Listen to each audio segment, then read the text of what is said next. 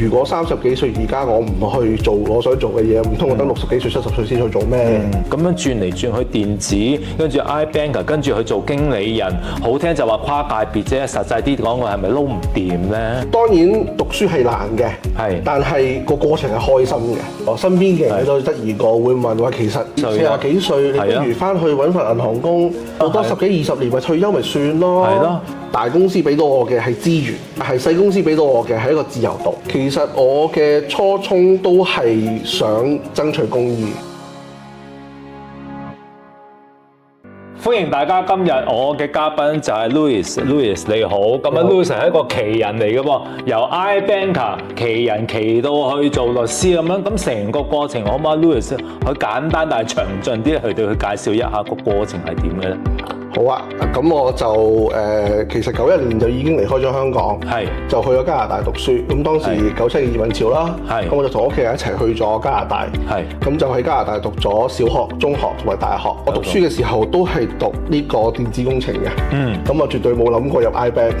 咁啊，機緣巧合之下就入咗去英國一間大嘅銀行做交易員。加拿大嗰度係讀完 iBank 嘅大學課程係咪啊？唔係啊，我係讀咗電子工程嘅。有冇喺加拿大做嘢？嗰時舉家移民咗過去嘅咯喎。嗰陣時讀書嘅時候嘅實習有嘅，但係出嚟第一份工就已經嚟咗英國做嘢啦。哦，嚟咗英國做嘢，但係唔係做電子工程嗰啲。工程學嗰度點樣去轉變咧？你身為一個電子工程師，係咪？咁跟住嚟 iBanker 呢個說服到人嘅咩？嗰陣時其實我做實習嘅時候係嚟過英國做咗一次實習嘅，就係去做啲程序交易啊。咁我嗰陣時就可以 link 到我電腦嘅 skill，去到幫佢去寫一啲程序交易嘅程序。咁就我畢業嘅時候，我老細嗰陣時打翻俾我就話：你有冇興趣過嚟英國？我俾份工你。當時喺英國做交易員就做咗5、6年。咁就有一次機會底下就翻咗香港。就繼續做 banking 嘅行業啦，咁啊中間就30幾歲雄心壯志就做咗好多唔同嘅嘢，試過喺科學園搞 startup 啦，試過幫一啲娛樂公司做經理人啦，都有試過同朋友一齊 partner 去做保險啊行業啊。嗰時係咩年代嚟㗎？喺香港2010年左右啦。咁當時你屋企人或者身邊嘅人點樣去睇你咁樣轉嚟轉去電子，跟住 iBanker， 跟住去做經理人，好聽就話跨界別啫，實際啲講我係咪撈唔掂咧？係呢個咪直接就係我屋企人嘅諗法，係咪啊？就話你係咪做銀行撈唔掂？係咪你出嚟搞startup和咗？你先至要去做娛樂公司做經理人？好運嘅就係做交易員嗰幾年揾到少少錢，咁就冇食飯嘅憂慮嘅，冇生活嘅憂慮嘅，咁我可以追尋自己嘅夢想，做一啲自己想做嘅嘢。咁呢個都係我對佢哋回應，就係如果30幾歲而家我唔去做我想做嘅嘢，唔通我等60幾歲、70歲先去做咩？即係對於我嚟講，做銀行當年嘅係一份工，而係一份職業，而唔係我所追尋嘅一樣嘢。當人哋問我你點解會走去做經理人，去做保姆，跟住做 artist？我只係同人講，我呢個係生活體驗嚟嘅啫。咁跟住咧，直至幾時你先至揾得到咧？唔好彩嘅當然就係去到2020年就發生咗一件大事啦，就係 Covid。呢件都世界嘅大事嚟嘅，令到全個世界停止咗。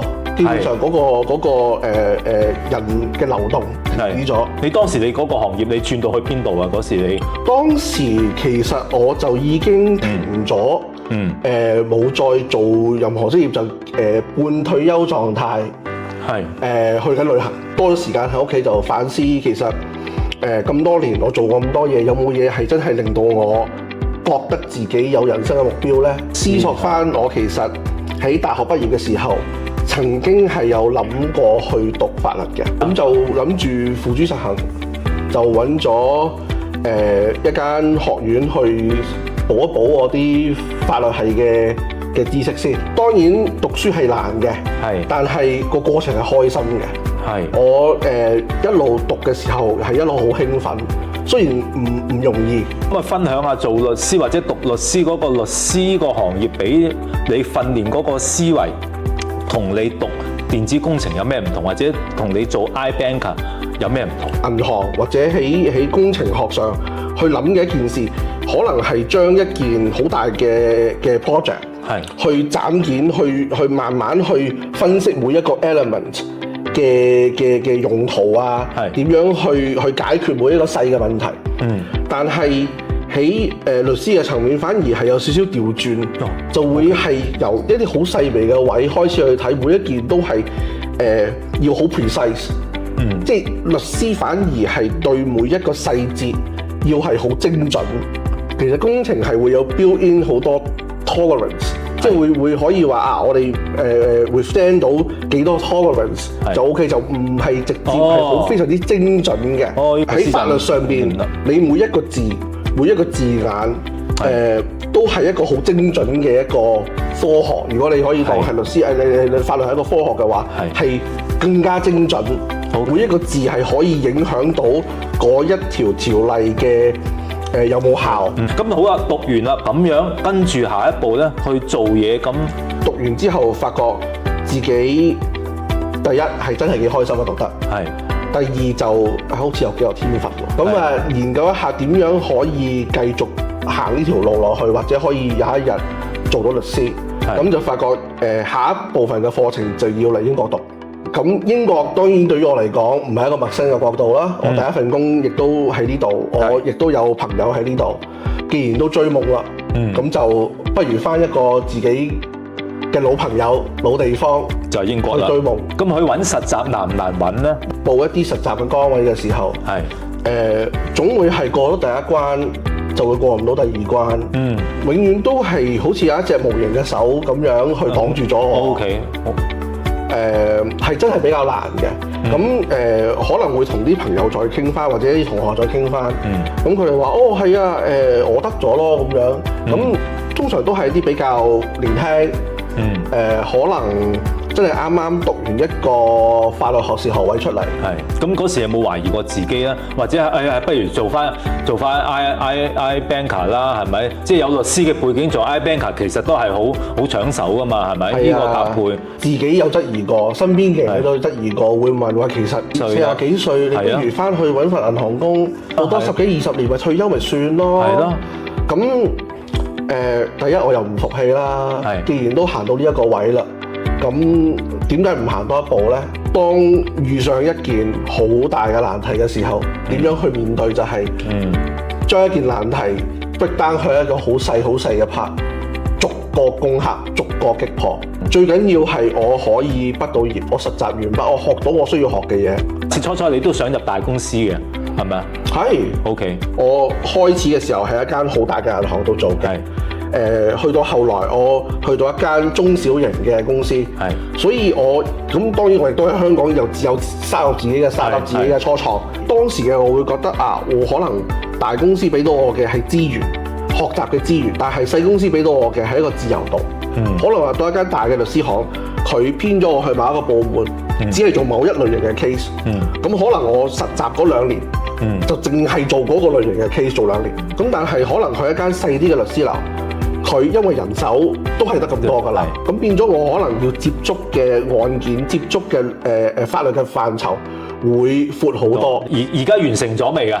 而家就喺一間小型嘅律師行度做緊實習，自己個魄力的而且確係比唔上一個20幾歲嘅年輕小伙子嘅魄力。咁但係我嘅優點就係我有10幾20年嘅工作經驗。咁而家對律師個行業，你自己嗰條路你點樣？有咩期望啊？其實我嘅初衷都係想爭取公義，尤其喺銀行裏面見到啦，我自己身邊嘅人都會有見到一啲好唔公義嘅事件發生咗。咁我有啲咩可以幫到？我有啲咩可以做到，而令到我可以運用到我嘅知識去幫到呢啲不公義嘅事件。咁多經歷，咁多有趣嘅奮鬥經歷，點樣勉勵我哋嘅年輕人呢？要 keep 住自己嘅初心，要知道自己喺度做緊啲乜嘢，去追尋自己嘅夢想，去做一啲自己應該要做嘅嘢，唔好去行翻以前長輩嘅舊路，因為嗰條係舊路。作為一個年輕人，我覺得應該係要用而家嗰條路去行翻你自己條路出嚟。好，今日我哋好開心、好高興請到阿 Louis 同我哋做訪問，好多謝晒。好，thank you。